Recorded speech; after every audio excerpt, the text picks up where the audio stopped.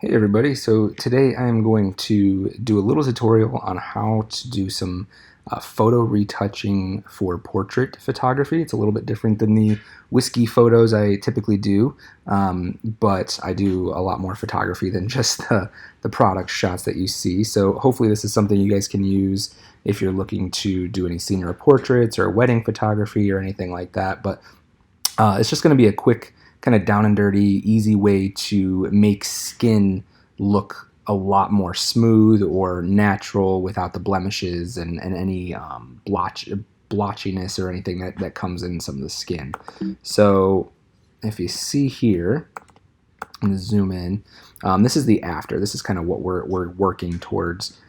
But this is the before. So I did a little bit of color correction, which I'm not going to go through in this tutorial, but you can see just, some little acne here and there, and then just like some skin blotchiness, maybe from laughing, or if it's warm outside, which this was definitely a warm summer day, your skin can get a little bit less smooth. So we're going to go from that to that. And the point of this is just to clean up a little bit of that stuff and not go too crazy on the skin tones, not make it look super airbrushed, where you'll see there's a point where you can see right here, this is like the airbrushing stage where we don't want the skin to look fake and plasticky. Instead, we want to keep that texture and have the pores in there and keep that natural look. So let's dive into to how we do that. And with this tutorial, I do have for some of my patron members an actual action that I will be saving out and including in the download folder. Or email, actually, sorry, I'll be emailing it to you. All right, let's get started. Okay, so I've opened just the raw image in Photoshop, the JPEG. I brought them all into Lightroom, sorted them through, and then exported them as JPEGs, and now I'm editing the JPEG. So first thing I'm going to do, so this is like straight out of the camera as shot, nothing crazy here. The lighting was great. I actually am not using any external lights. I know it looks like I might have a flash sitting somewhere up here kind of shining down on him, but I chose this location because the sun was actually coming through and doing all the work for me. I did have a reflector over here, over here, just kind of bouncing some fill light in on this side, but that's about it. So what I'm going to do first is I'm going to hit Command B, bring up my color balance, and I'm just going to correct the tones a little bit. It's just a little magenta looking and really red. I think he was laughing at this point, and so we got some of that, those pink tones, and I think my color balance might have been a little off in camera. So I'm just going to go, and I'm just adjusting, bringing out some of those reds, just to see, bringing in some yellows. I'm being super cautious with not to go too green. And then in the shadows, so like down in here, we're still having a little bit of that pinkness. That makes his skin look cold and dead, so we don't want that.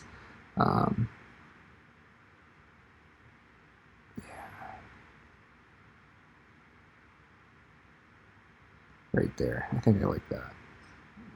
All right, let's see. Before, so it's pink, and after, yeah, I like that. Okay, so we're going to say, okay, so we got our color balance correct. Now, first step in this process is to zoom way in. And so again, this is for a senior portrait photo, and we want that skin to be pretty. So I'm going to hit J. I'm going to do my healing brush tool. And I'm going to bring my brush size down a little bit. I'm going to zoom out just a tad. And I'm going to find a patch of skin that is already really clear. And I'm just going to hold Option and select that. So that's where I'm going to pull from as my sampling.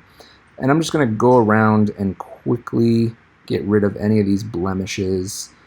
Nothing crazy. I'm just, kind of just trying to get a lot of the bumps smoothed out without going overboard.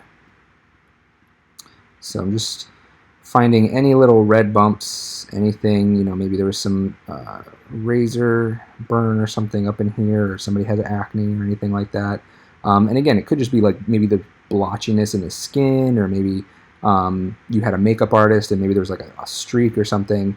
It could be any of that stuff. It doesn't have to necessarily just be anything, any red bumps or anything like that. But it's just any imperfections that you kind of see without going overboard. I'm not going to remove if somebody has, like, say, a mole or something like that, or a bunch of freckles. I'm not going to go in and start removing all that stuff, because that's who they are. That's their personality. That's their look.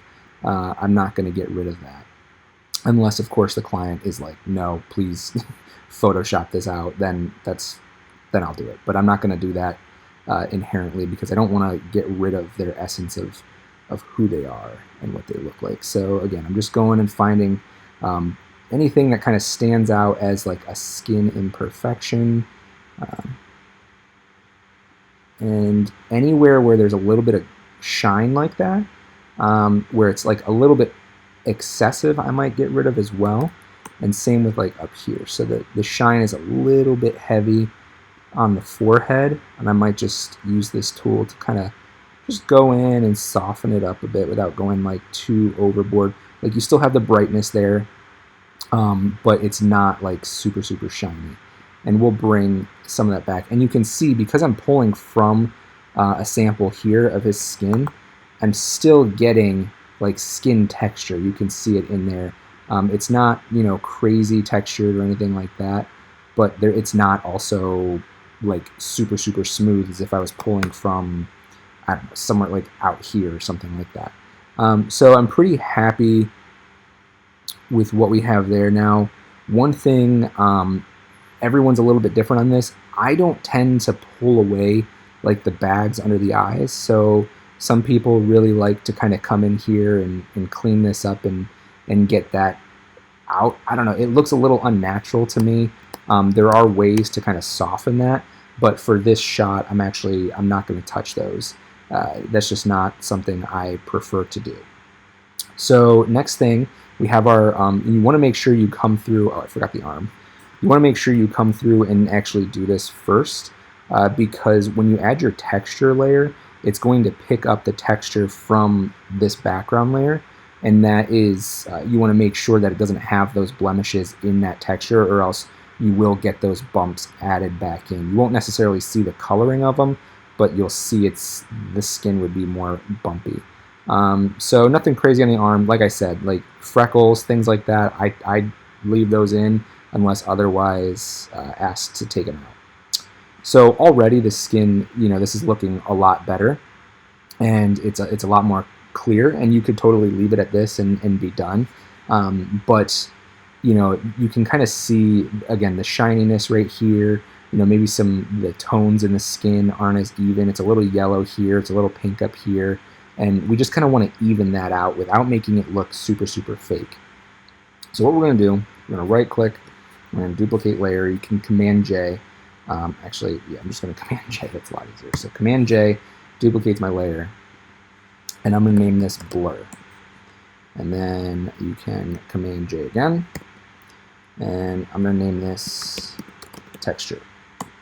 All right, so we can hide our texture layer right now. We're going to focus on the blur layer. And all you do is you come up to a filter, which I'm not at the top, and blur, Gaussian blur. And you just want to play with your slider. Now it's going to, again, this is going to be different for every photo. If you're doing a really close-up portrait where, the head takes up, say, 80% of your frame, then you might go a little bit higher because there is more detail. Whereas a lot of my photos are actually, kind of focused out, so there's a little bit less detail in the face. But what you're looking for is you want to set it to a point where you're not like completely losing detail like this, but you're also making a little bit more of a difference than, say, this. So for this image, I kind of found that right in the 5 range works well. We could go, to like 6. You want to be able to see the details in the face still. So I can tell this is his mouth. I can see each individual tooth still, the eyes, etc. So you don't want to go overboard with it at all. So I'm going to go to 6 on this one, and I'm going to call that OK. Then you want to come over here and you want to play with the opacity and get to a point where it starts to look airbrushed. All right, so it's not And honestly, I already kind of know 50-ish works on this image. But right up here, like 79, you'll see that's like a little bit over the top. And then something like 12 doesn't really do anything. And don't worry about the texture in the skin. This is going to look airbrushed at this point. The textures we'll add in just a second. So I might even go 45 with this image. It's just a subtle, again, I'm not trying to go overboard. I'm not trying to go crazy with this. It's just a subtle smoothening up of the tones in the skin. So you'll see it goes from this to like everything just kind of evens out. You'll see this kind of evens out there. If I zoom out a little bit, we're just evening it out. Nice and smooth skin, all right? But obviously that looks fake. So we're gonna do hold Option on a Mac. I'm on a Mac. I think it's Alt on a PC. So Option and then click the mask. And that's gonna actually add a black mask over your entire image. So we've completely masked that out. And we'll come back to the blur layer in just a minute. So now take your texture layer and make that visible. And select your texture layer. You wanna go up to Filter, and I believe it is Other. Yep. And then High Pass. And what this does is it makes your image look grayscale and kind of like a little weird.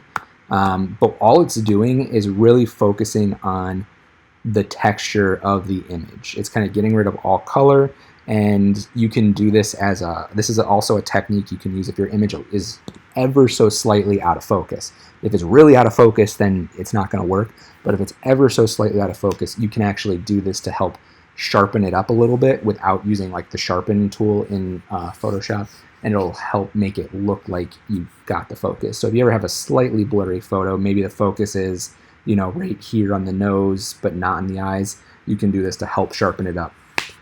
It doesn't work all the time, but it is something that you can do. So again, just like with the blur, you don't want to overdo this. 1.6 is actually what I'm going to keep on here, but if you go like way overboard, you can see I'm going to get some crazy texture. And then again, if you come too low, I might not get any texture at all. And you might say, okay, I just want this subtle texture. Maybe the more airbrush look is what you're going for, but I'm going to do 1.6 for this image and call that a day. Now, the next thing is I'm also going to, you obviously don't want this to be what you're working with. So you're going to come over to Filter and Linear Light.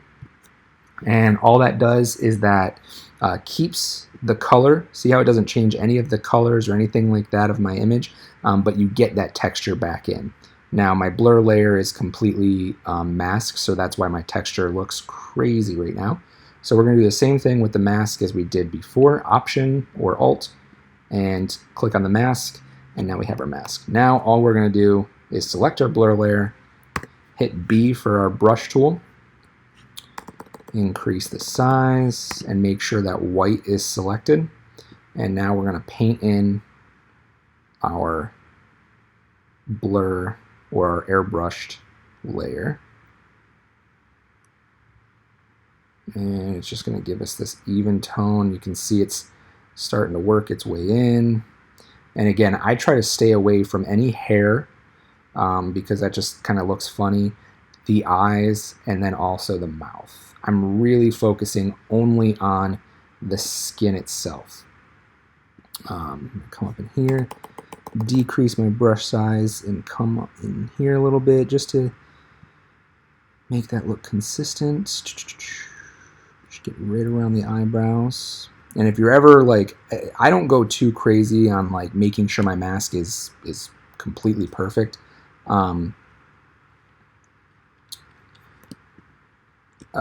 Sorry. Oops.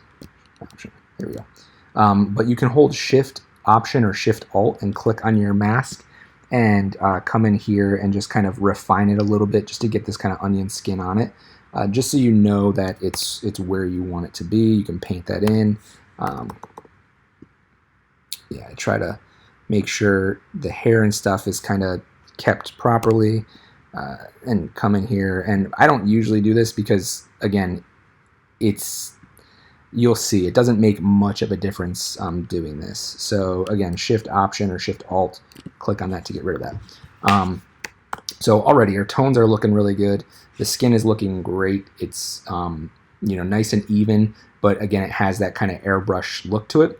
And here's where kind of the magic happens. This kind of brings it all together. Is you just hold Option or Alt and click on your mask of your blur layer, and then drag that up to your texture, and that'll duplicate the texture. Now you can see, okay, wow, the texture is like way overboard.